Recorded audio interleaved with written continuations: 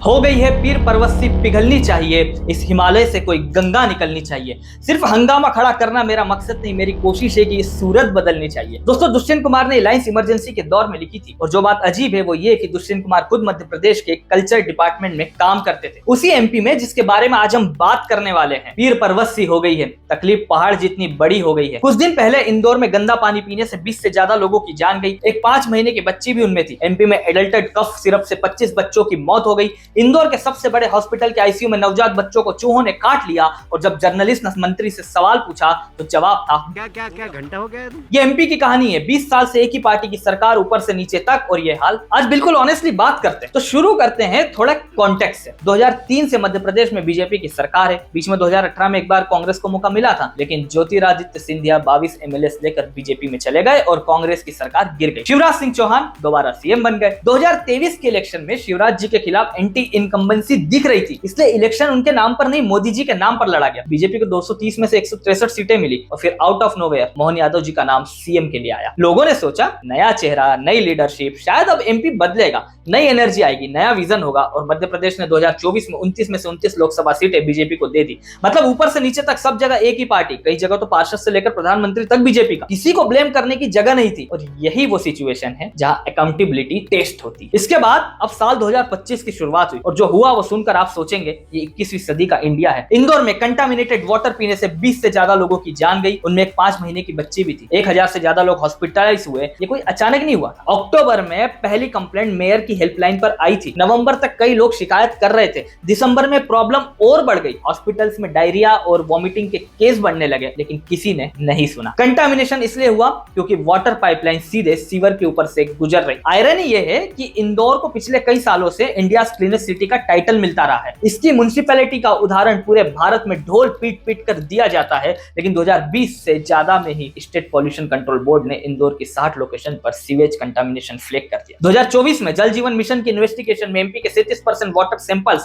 Contaminated पाए गए थे। ये सब डॉक्यूमेंट्स में था, ये सब रिकॉर्ड्स में था, और फिर भी 20 से ज्यादा लोग मर गए। अब जर्नलिस्ट ने इंदौर के एमएलए कैलाश विजयवर्गीय जी से, जो by the way urban development minister भी है और बीजेपी के नेशनल जनरल सेक्रेटरी भी रहे हैं, उनसे सवाल पूछा तो उन्होंने कहा क्या घंटा हो गया। और जब देवास के एक एसडीएम ने कांग्रेस को प्रोटेस्ट की परमिशन देते हुए अपने ऑफिशियल ऑर्डर में लिखा कि ये कमेंट इनह्यूमन था, तो उस एसडीएम को सस्पेंड कर दिया गया। यानी गंदे पानी से मरने वाले 20 से ज्यादा लोगों के लिए जवाब मांगने की हिम्मत करने वाले को सजा मिली, उस जर्नलिस्ट को नहीं जिसने सवाल पूछा, उस एमएलए को नहीं मिली जिसने अपमानजनक जवाब दिया, बल्कि उस एसडीएम को सजा मिली जिसने एक ऑफिशियल डॉक्यूमेंट में लिखा कि ये कमेंट इनह्यूमन। सोचिए, एक सरकारी अधिकारी ने सिर्फ एक डॉक्यूमेंट में सच लिखा और उसे सस्पेंड कर दिया गया। ये अकाउंटेबिलिटी नहीं है, ये अकाउंटेबिलिटी को ही खत्म करने की कोशिश है। लेकिन ये एक अकेला केस नहीं है, ये एक पैटर्न है। एमपी में एडल्ट कफ सिरप से 25 बच्चों की मौत हुई। कैग की रिपोर्ट में पता चला कि स्टेट गवर्नमेंट वो दवाइयां खरीद रही थी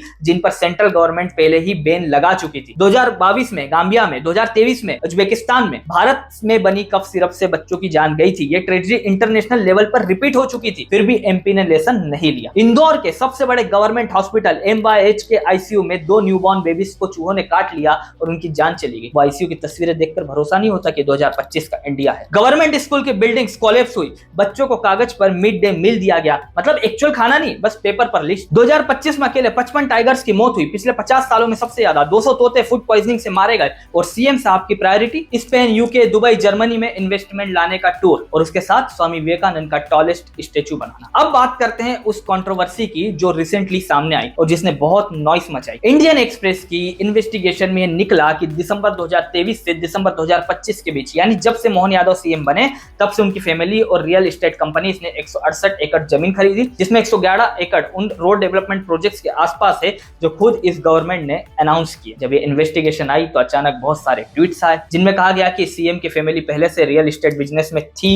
इंडियन एक्सप्रेस ने इन सभी डिफेंसेस के खिलाफ डिटेल्ड काउंटर आर्ग्यूमेंट्स दिए हैं, और जो जर्नलिस्ट इस इन्वेस्टिगेशन को रिवील करने वाले हैं, जय मजूमदार, उन्होंने खुद 12 साल पहले रॉबर्ट वाड्रा के लैंड स्कीम को भी एक्सपोज किया था। तो ये कोई पार्टीशन जर्नलिज्म नहीं है। दोस्तों, अब यहाँ एक सेकंड रुकते हैं। ये वीडियो एमपी के बारे में बहुत जरूरी बात कह रही है, और मैं चाहता हूं आप कमेंट में बताएं क्या आप एमपी से हैं, और अगर हाँ तो आपको वहां का ग्राउंड रियलिटी कैसा लगता है। चैनल सब्सक्राइब कीजिए और बेल आइकन ऑन कर दीजिए। वापस वीडियो पे आते हैं। अब एमपी की फाइनेंशियल सिचुएशन पर आते हैं, और यहाँ जो नंबर्स हैं वो सोचने पर हम मजबूर कर देंगे। मोहन यादव के सीएम बनने के बाद से अब तक स्टेट गवर्नमेंट 20 से ज्यादा बार लोन्स ले चुकी है। स्टेट का टोटल डेट 4,64,000 करोड़ पहुंच गया है। ये एमपी के लास्ट ईयर के पूरे बजट से भी ज्यादा। सिंपल मैथ करें तो state average 125 crore rupees daily का कर्जा ले रही है। लाडली बहना योजना की इंस्टॉलमेंट लोन के पैसे से दी जा रही है। पहले 1250 रुपए पर मंथ था, अब 1500 है और 2028 तक 3000 रुपए का प्रॉमिस है। ये स्कीम शिवराज सिंह चौहान जी का आइडिया था और ऑनेस्टली क्रेडिट भी उन्हें ही जाना चाहिए, मोहन यादव को नहीं। लेकिन जो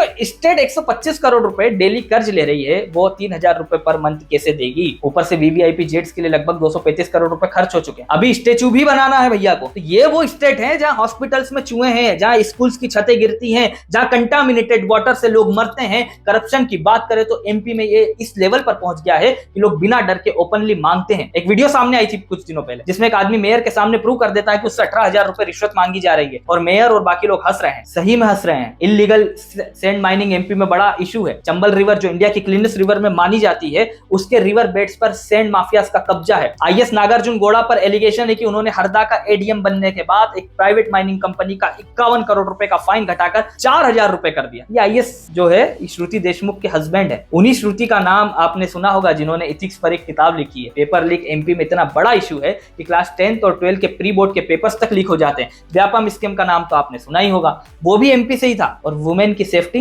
1.5 साल में 23,000 वुमेन एमपी में गायब हो चुकी। इस पूरी कहानी से 4 बातें निकलती जो सिर्फ एमपी के बारे में नहीं है, ये गवर्नेंस के बारे में है, डेमोक्रेसी के बारे में। पहली बात यह है कि अनचेक्ड पावर चाहे किसी भी पार्टी की हो इवेंचुअली करप्ट हो जाती है। 20 साल की सिंगल पार्टी रूल में जब अपोजिशन वीक हो, जब मीडिया सवाल ना पूछे तो एरोगेंस आना नेचुरल है। एमएलए का घंटा वाला कमेंट उसी एरोगेंस का रिजल्ट था। अकाउंटेबिलिटी डेमोक्रेसी की ऑक्सीजन है और जब वो कम होती है सिस्टम सफोकेट होता है। दूसरी बात ये कि फ्रीबीज और डेवलपमेंट बिल्कुल अलग चीजें हैं। 1500 रुपए मंथली स्कीम लोन के पैसों से देना डेवलपमेंट नहीं है। ये एक ऐसा साइकिल है जहां आज की जनरेशन को थोड़ा पैसा मिलता है और आने वाली जनरेशन पर डेट का बोझ डाला जाता है। जो स्टेट 125 करोड़ रुपए डेली कर्ज ले रही है वो वीवीआईपी जेट्स और टॉलेस स्टैच्यू कैसे एफोर्ड कर सकती है? तीसरी बात यह है कि पीआर और गवर्नेंस के बीच का गैप सबसे खतरनाक होता है। इंदौर को क्लीनेस्ट सिटी का टाइटल मिलता रहा लेकिन 2020 से ज्यादा से ही सीवेज कंटामिनेशन की डॉक्यूमेंटेड रिपोर्ट्स थी। हेडलाइन मैनेज करना एक स्किल है, गवर्नेंस करना दूसरी स्किल है। जब दोनों में गैप हो तो 20 से ज्यादा लोग कंटामिनेटेड वाटर से मरते हैं। और चौथी शायद सबसे जरूरी बात यह है कि वीक अपोजिशन अल्टीमेटली नागरिकों को नुकसान पहुंचाती है। कांग्रेस 20 साल की एंटी इनकम्बेंसी को बीट नहीं कर पाई।